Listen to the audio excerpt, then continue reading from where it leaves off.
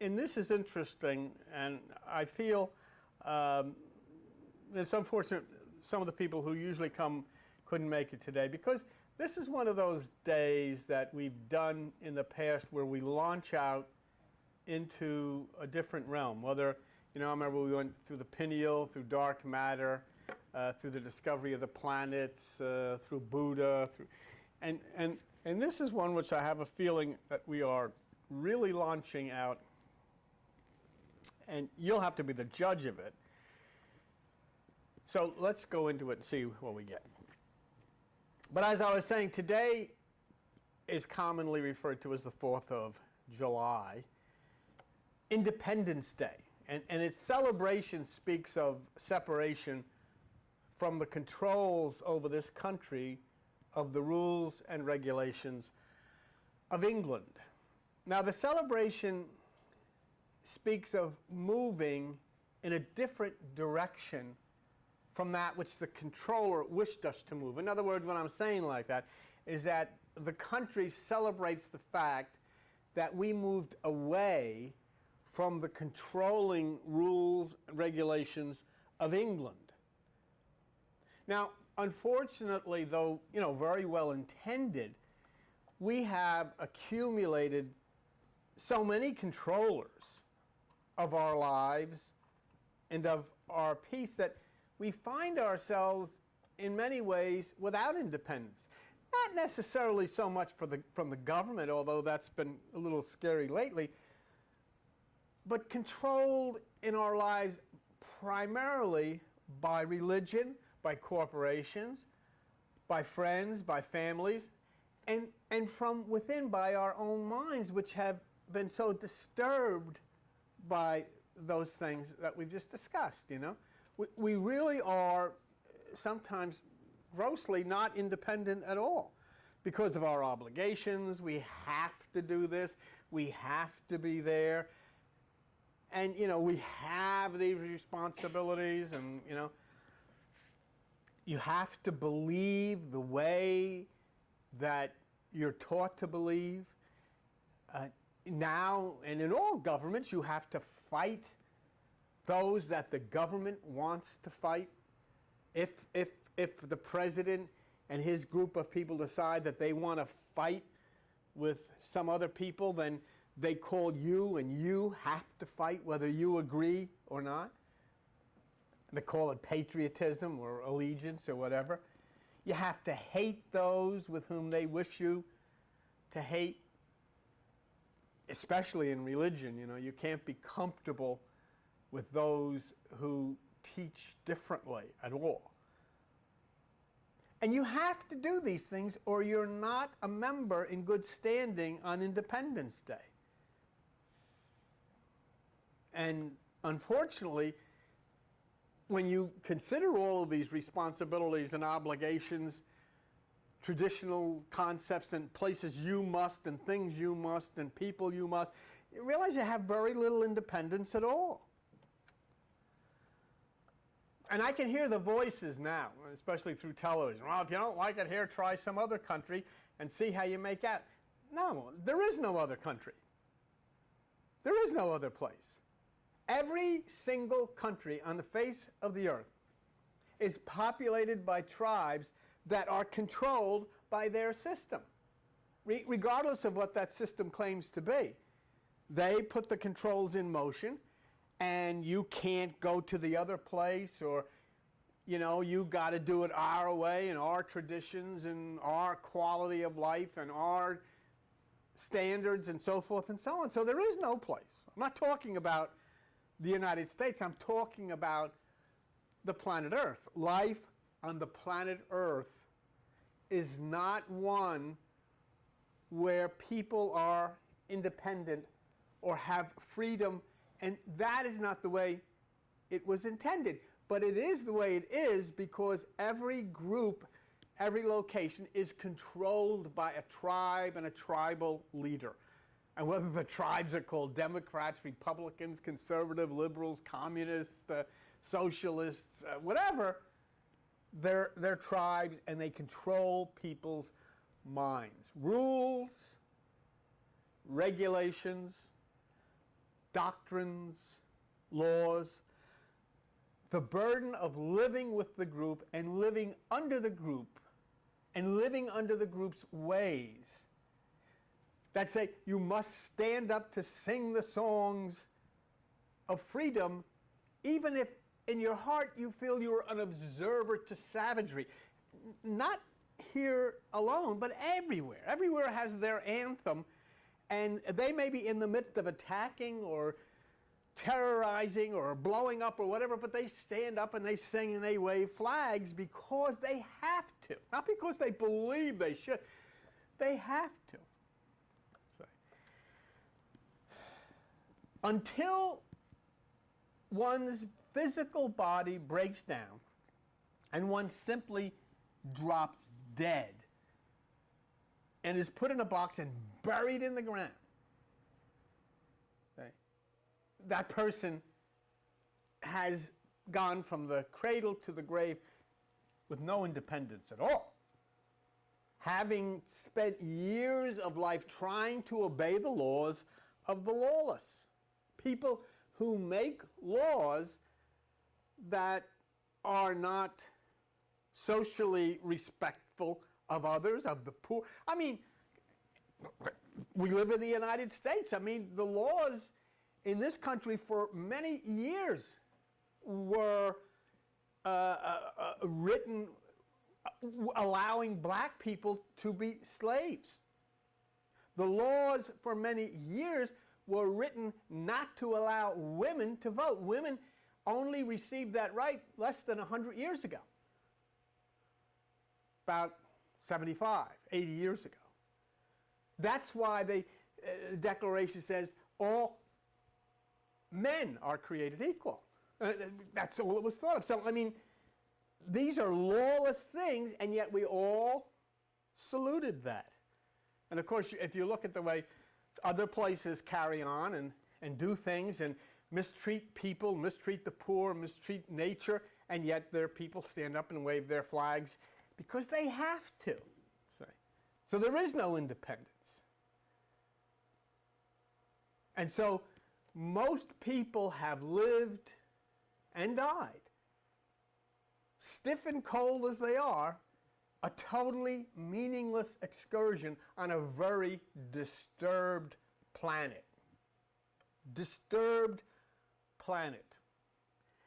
And they have pledged allegiance to it. They have sung the songs and they have fired the weapons at the other disturbed people, and all chaos has prevailed on this disturbed planet for a long time.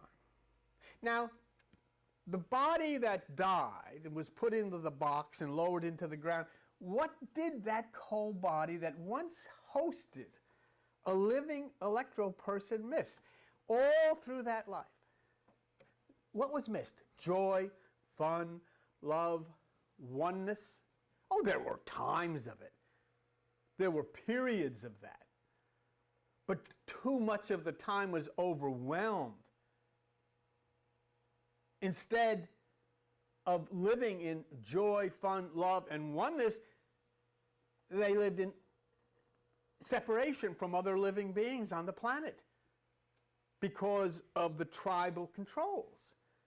And in other words, in order that those other people don't get too close to us, there's a phalanx of missiles and soldiers on guard to defend the homeland. And so we become suspicious. We become afraid. We're stressed, we're tired, we're angry, and we're confused, and we've missed life. We don't even know what it is anymore because we live it the way we're told to live it. Don't dare do anything else. What else can we do? Get old. Everybody does. Get sick. Everybody does when they get old. And then go broke, as all the savings of a lifetime have to be ripped out of the savings to keep one alive at a time when the controllers of the earth are so busy making money, making more rules, and never even looking behind to see what chaos the rules that they previously made have created. And the bombs explode all over the place, and the people plot their attacks on one another. And eventually they die. And they're not remembered for their joy or for their compassion. You know, we have Memorial Day. I've never heard one Memorial Day where someone said, we stand here to honor, say, I'll pick somebody, Dr. Jonas Salk. We stand here to honor Mother Teresa. Never. Every Memorial Day, we honor people who kill one another. Right?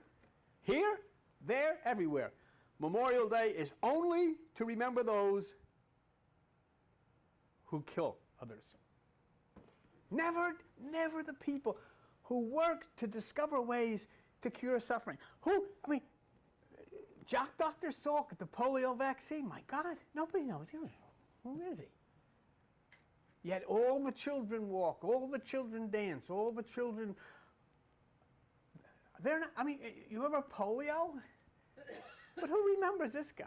He didn't kill anybody, so, it doesn't count. Mother Teresa, her whole life given to the worst of the neglected poor. Who cares? Nobody knows. We only honor, and everywhere we honor soldiers and fighters and destroyers. So we say, what is this? Why is this? What is our nature? What is the answer to the savagery towards man and beast? Towards nature? What is the savagery towards ourselves? Why is it like this? See, the God descends to planet Earth to observe what has been the result of the human population's custody of the created planet Earth.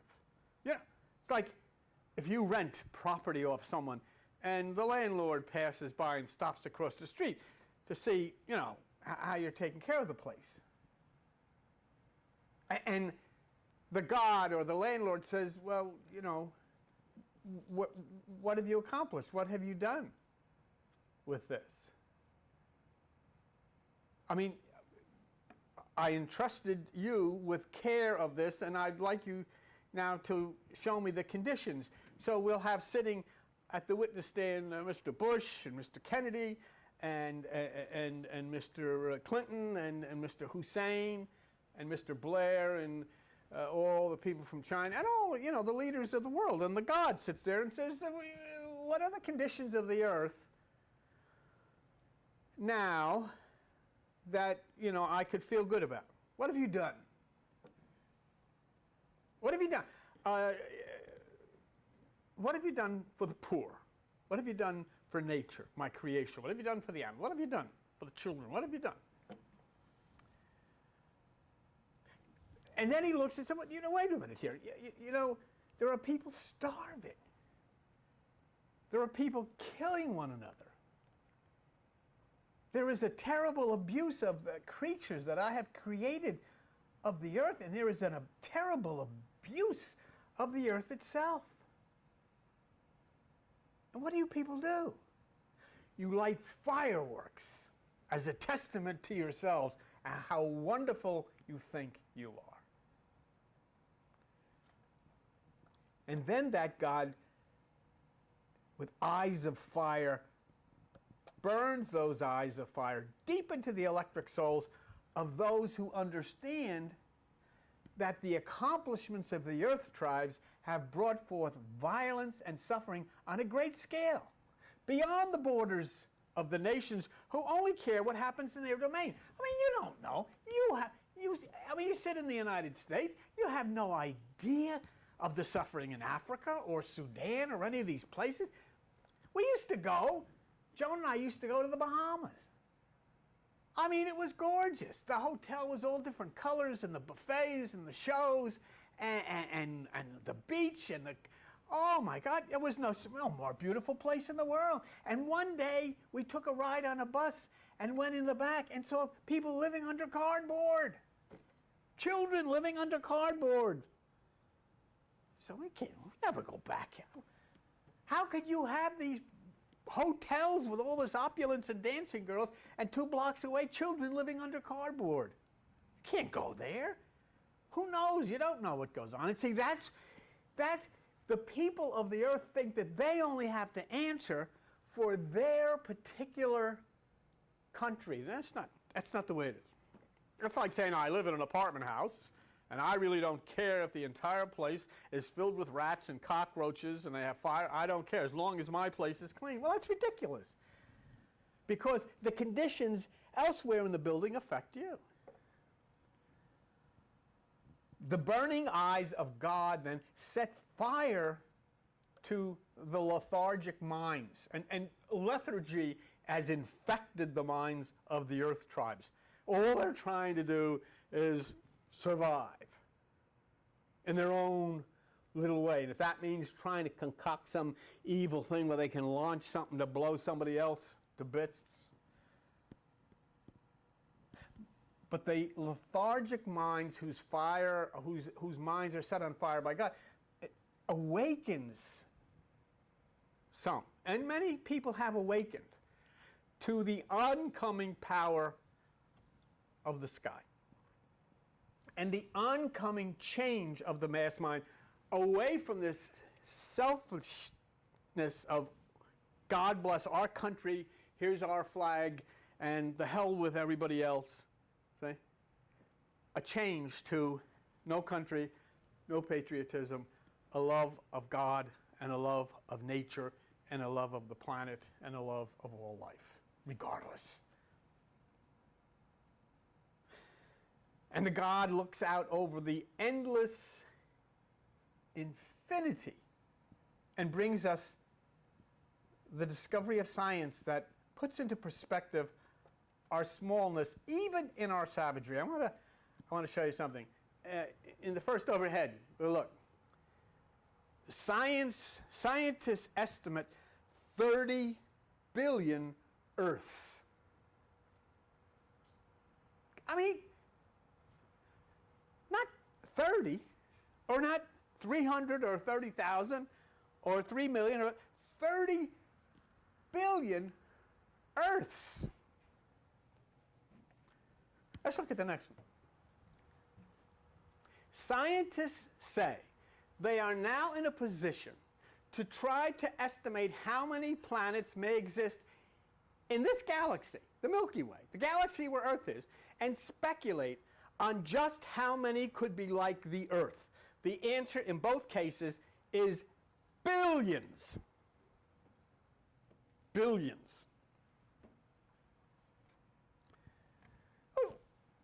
But all we think, religion has told us we are the center, we are the apple of God's eye. There's 30 billion of them.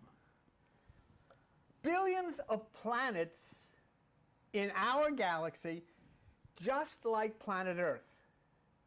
And we roll along thinking, God, the people of the earth, He's created us, the center of attention. And now we find there are 30 billion other places where the human mind may be doing things like us or unlike us.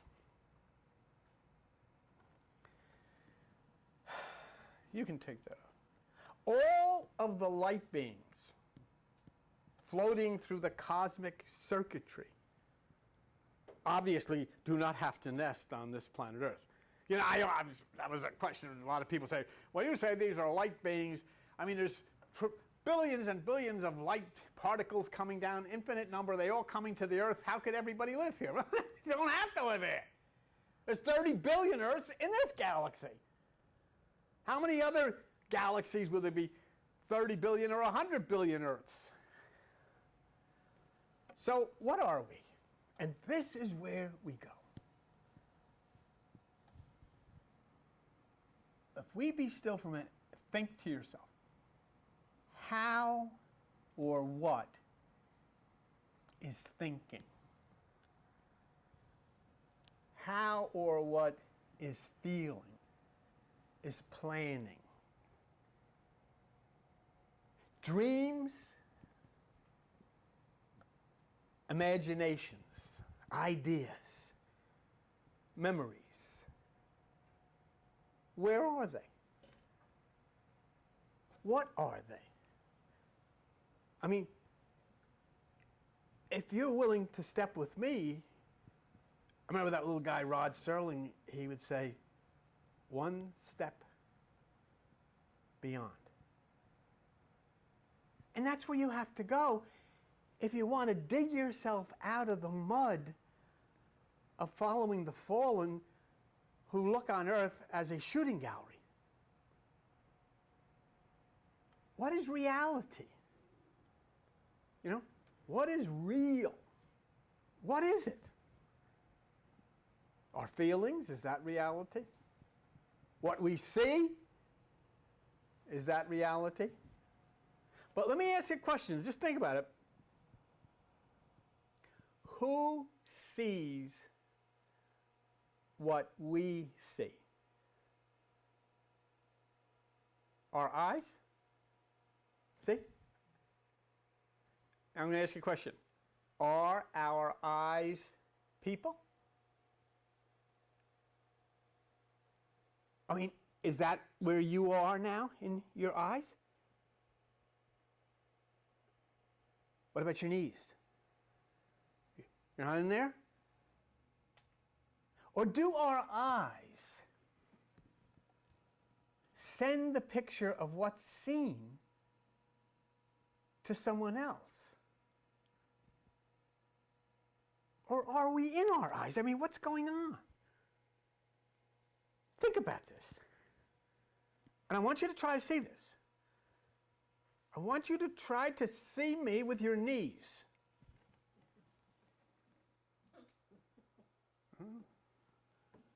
You're seeing me with your eyes, and you feel like you're actually in your eyes, don't you? Don't you feel like you're in there? That's where I am. You remember when we did the study about the discoveries of Jeremy Narby and the shamans of Amazon? Narby was intrigued by the fact that the jungle people were able to take a plant that would have no effect at all in curing disease and then combine it with another plant, and when he put the other plant in with this plant, it would cure the disease. See, in other words, I'll take this plant, and the plant may be negated by the acid in the stomach. But if I take this other plant, that will counter the acid so that the first plant's effect. But how the heck did this guy know that? He's got a cigar in his mouth, he's got a loincloth on, he's sitting around a bonfire. He's not a drugstore, he's not a registered pharmacist. What the heck does he know? He doesn't come from Eckerd's. So Jeremy Narby went and said, how the heck, with all these billions of plants in this jungle, how do you know which two would interact to affect the cure? And they said, the plants told us. He determined that it was DNA in the plants, and that the DNA in the plants communicated with the DNA in the shamans. There's no other way they can know, is there? I mean, what are you going to do? Take a plant and say, I think this will cure measles, or whatever it is. But then you got to go through the whole jungle and find the other plant that would allow it to work. So what we have then is the invisible communicating concerning the healing of life. Something in the invisible of nature communicating with something in the invisible of the shaman about the healing of life. Now what I'm going to do, and this is where we take a step off into one step beyond. I want you to consider the work of another scientist, a physicist from the University of Paris by the name of Alain, A-L-A-I-N, Aspect. Watch. We'll go to this overhead here. In 1982, a remarkable event took place at the University of Paris. A research team led by physicist Alain Aspect performed what may turn out to be one of the most important experiments of the 20th century. You did not hear about it on the evening news. In fact, unless you are in the habit of reading scientific journals, you probably have never even heard Aspect's name, though there are some who believe his discovery may change the face of science. All right? What Alain Aspect discovered is something we have discussed in the past. It is something that drove Albert Einstein right out of science. It is something that Albert Einstein called spooky action at a distance. Look, in Overhead 5, Aspect and his team discovered that under certain circumstances, subatomic particles, such as electrons, are able to instantaneously communicate with each other regardless of the distance separating them. It doesn't matter whether they are 10 feet or 10 billion miles apart. They can communicate with each other instantly. It doesn't make any difference. And this is a critical thing for you to understand, because it takes away all the physical concerns that have been expressed as to how entities can travel in space to arrive, say, here at planet Earth. Oh, 186,000 miles. It would take 3.5 million years. It takes nothing. It takes instant. Bing, it's there.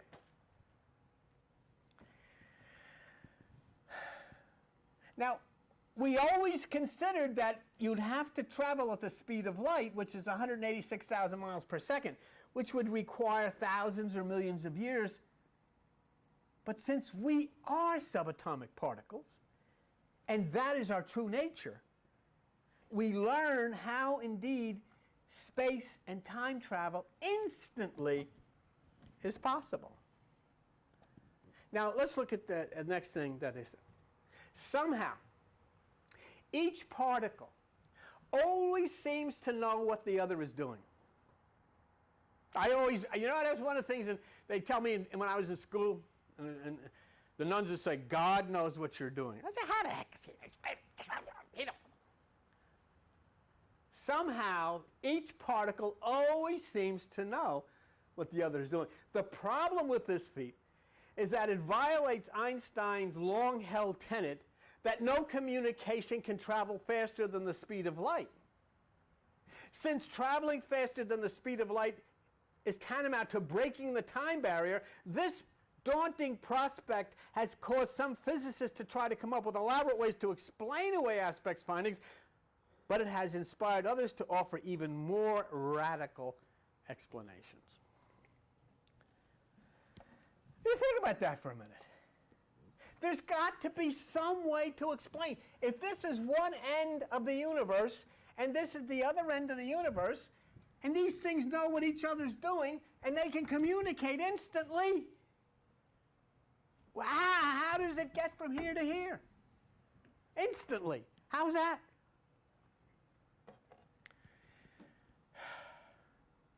From a mystical heaven to a reality Earth instantly. Not even anything to wait for. That's why people say, do I have to meditate 45 minutes? Do I have to meditate a half hour? No, that's why, what did Jesus said? Like lightning from the east to the west, in the twinkling of an eye. See? You can take that. But here's the question now. Everybody ready? Here's the question. And this is the kicker on this. This is where we go one step beyond. Is heaven and earth a reality at all? Oh boy, here we go. Here we go. I better take a drink for this one, because this is spooky. Step into the matrix with me now and flow into the invisible creation of mind and soul. Oh, we go to church and pray about it, don't we? Oh, save my soul. And ask anybody, what is it? I don't know. Where is it? I don't know. The question we asked a few minutes ago is very important. Do you live in your eyes? Everything is based on sight for those who can see, right? If you call a dog, and I know this to be true, Joan and I have always had dogs, a dog doesn't look at your knees. A dog doesn't come over and say, "Did you call me?" Dog looks back in your eyes. If I call a cat, the cat will look right up in your eyes. That's where they look. How do they know to look at your eyes? How do they know you're in there? Why don't they look at your mouth or your hand? They look at your eyes. What's going on in there? Yet we know that those two eyes in that skull are instruments. They are cameras. You don't live in there. They're cameras.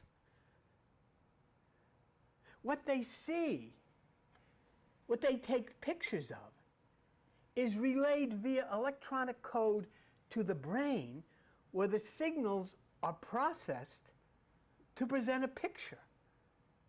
See?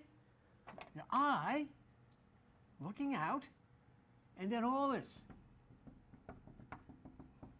It's in here, and the prawn makes a picture of a tree. But it's not really a tree, is it? It's all this stuff. Huh? It's all this stuff. It's all this. Is a tree there then, or is it this stuff that's there? Oh, I know the tree's there because I can see it. No, you can't. Your eyes are seeing something. And then all these things go, and it comes out to be that.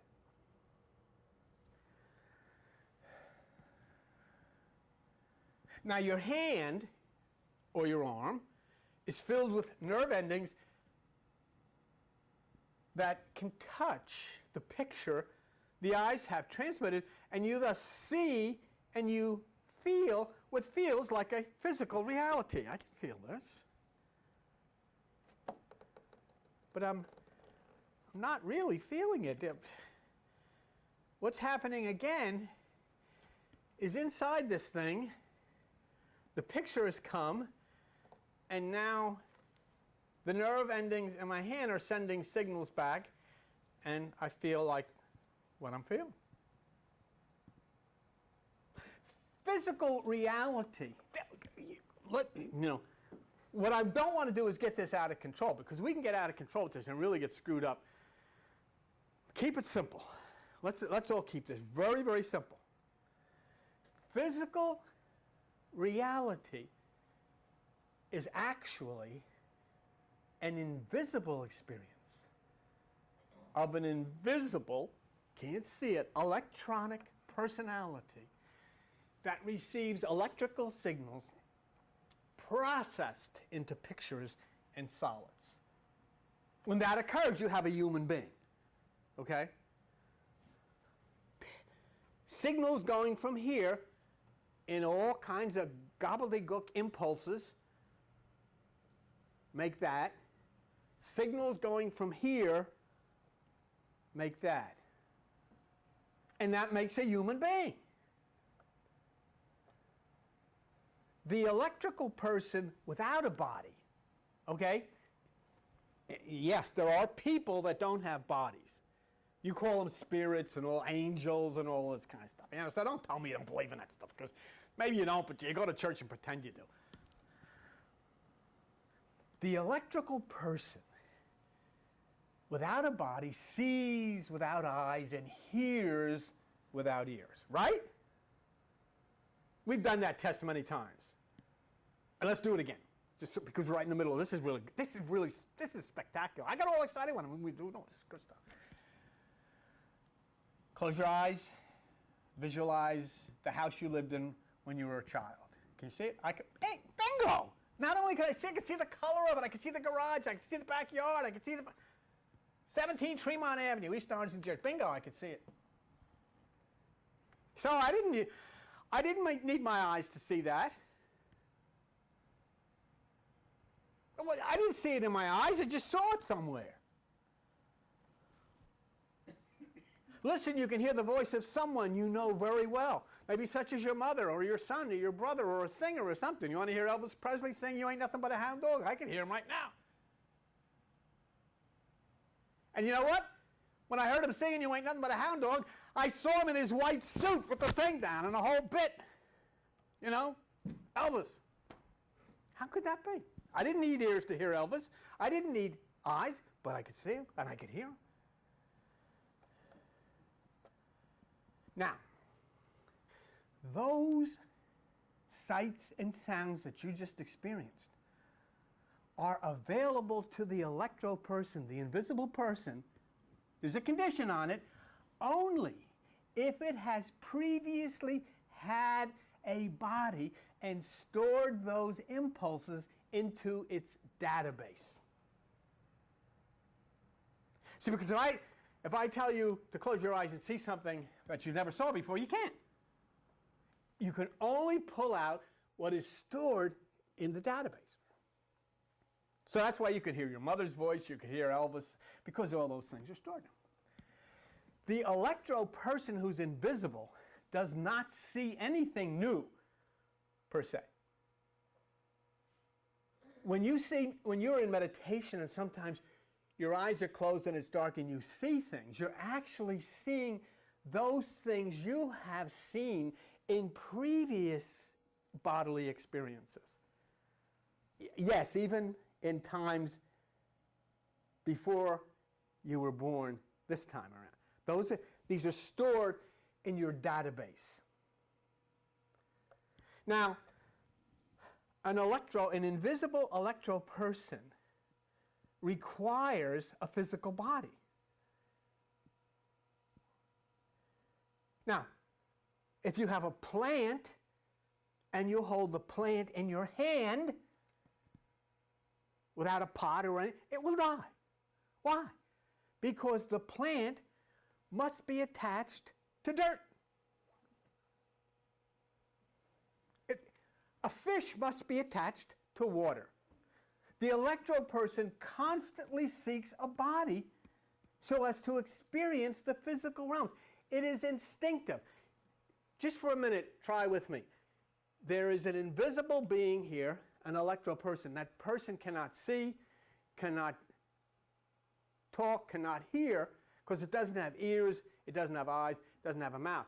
Yet it can hear and see things that are stored in its database from a previous existence. That's why it knows who you are, because it knew you previously. Say, in other words, my uncle or whatever who died may be an invisible being right now, doesn't know Albert and Ethel at all, but can see me because it had previously seen me in a physical state, and I am stored in that database. So the communication then could be there. Do you know where I'm come from? And I don't know if you do. I hope you do. The problem that we have encountered in religion is that the physical body is restricted from pleasure, which is the very purpose that the physical body was created and exists.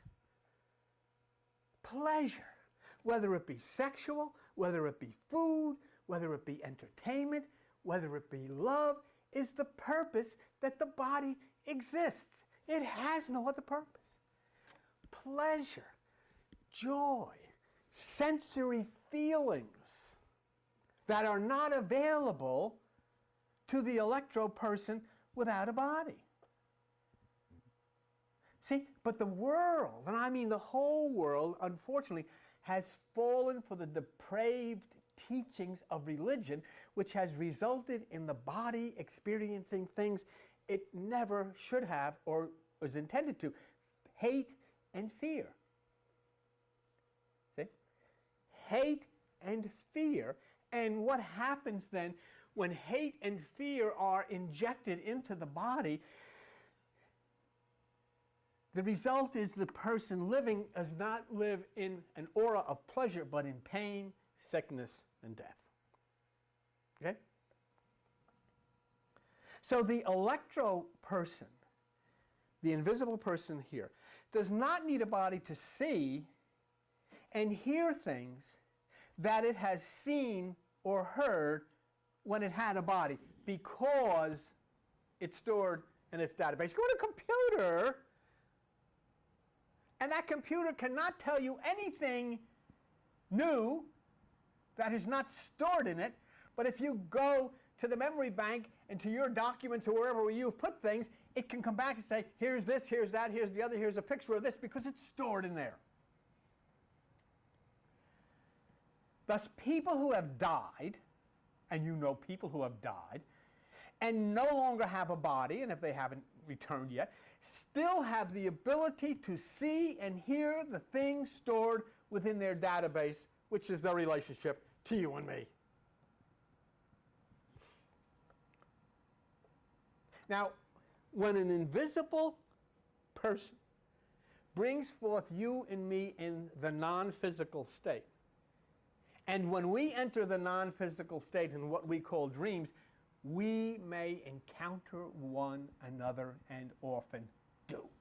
Huh? We encounter them as they are in our database, we are in their database, and the two touch.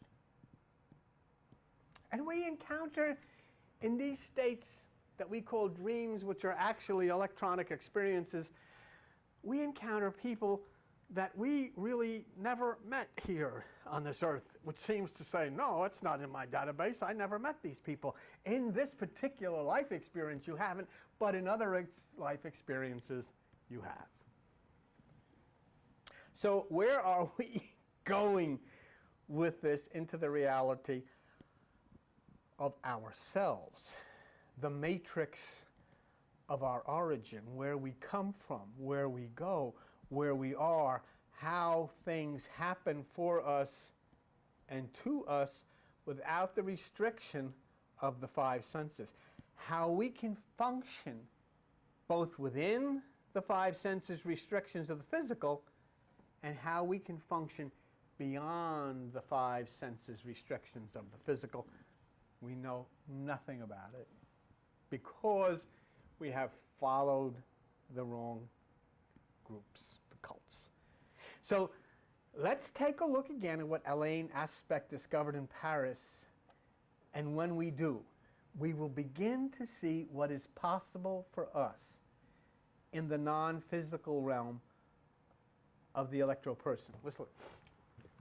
Aspect and his team discovered that under certain circumstances, subatomic particles such as electrons are able to instantaneously communicate with each other regardless of the distance separating them. It doesn't matter whether they are 10 feet or 10 billion miles apart. You can't communicate with somebody who lives across the street already. But in this realm, you can communicate with some person who's 10 billion miles away instantly. Now, we have been deprived as electro-persons of having this experience because we have been torn away from our real non-physical roots. And we've been torn away by those who have fallen totally away from the electro world into the physical world. Oh yes, they get on television, oh, come Holy Spirit, you need to be filled with the Spirit. You know what to them filled with the Spirit is? Playing a song and going like this, oh, the Spirit is in this place. Somebody wrote a song. It has nothing to do with this. We're talking about science. We're talking about electrons. We're talking about subatomic, that which we really are. So the instances of pleasure that we sometimes feel are often overwhelmed by the instances of fear. You know, you're biting your fingernails, wondering how this is going to come out. The guilt, the pain, the sickness, the death. All because the institutions of religion have separated us from our electro heritage and focused us totally on the physical. There has to be a balance. Huh? It can't be this way or it can't be that way. It's got to be this way. See, a bird can't fly like that. Or a bird can't fly like that. Bird's got to be like that. India, great spirit, no physical. United States, great physical, no spirit, can't fly. So the balance we lost. You can take that off. We are physical human beings who have been misled by others, who have fallen to the lowest depths and impressed upon us that they are the messengers of truth. And they think they are. Whether it be presidents or congressmen or preachers or pastors or whatever the heck you want to call them, they think that they are messengers of truth. But the proof is in the pudding. Does it taste like it or does it stink? Take a look around at the world. The suffering, the poverty, the brutality.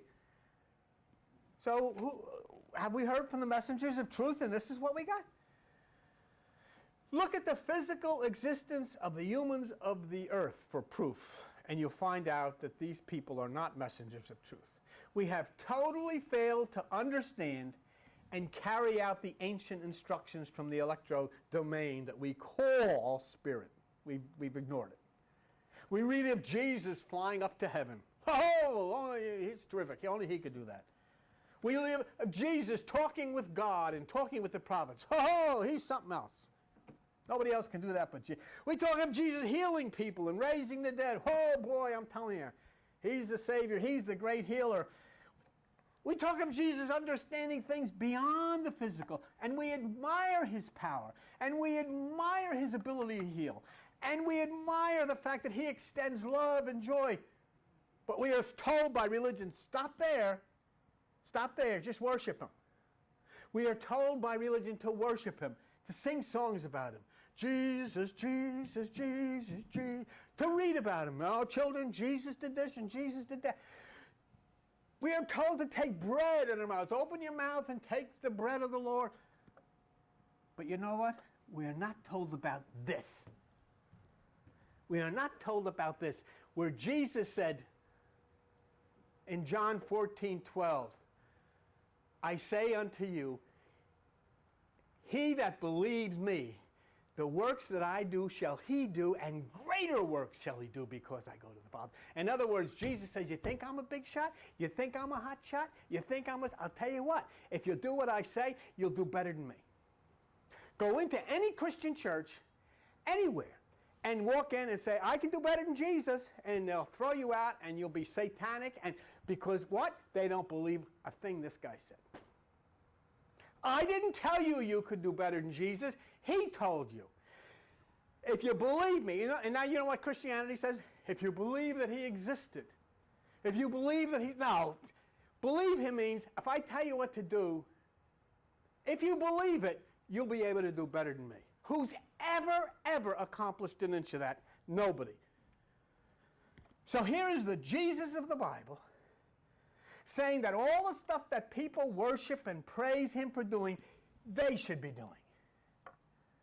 In other words, he's saying, you should be better than him. But the church will kick you the heck out if you say that. And why? Because they are the Antichrist.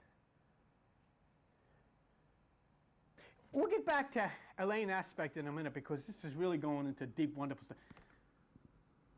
But let's complete this thought on doing better than Jesus. He said, if you believe him, you should do better than him. Okay, go ahead. Luke 17:21. Neither should you say here or there, the kingdom of God is within you. Seek first the kingdom of God and his righteousness, and all these things shall be added unto you. In other words, the kingdom of God is within you, and that's the first thing you should look for. And if you do, all of these wonderful things will be added unto you. And now here's the question. Do you believe him? Do you do it? Do you look inside of yourself for the kingdom of God so that all of these things, do you believe him? Do you do it? Because he said, if you believe him, you can do better than he did. Matthew 6:22, the light of the body is the eye. If your eye be single, your whole body shall be filled with light. That means the pineal gland stimulating the single eye, the pineal gland of the brain. Do you believe him? Do you do it? Here's a challenge I'll send out. Every Christian church that opens its doors has never done that. But he said to do it. And he said, if you want this power that you claim to have, you'll have it if you do that. And then he said, take no thought for your life. Do you practice the single eye? Do you separate from the thoughts of the mind?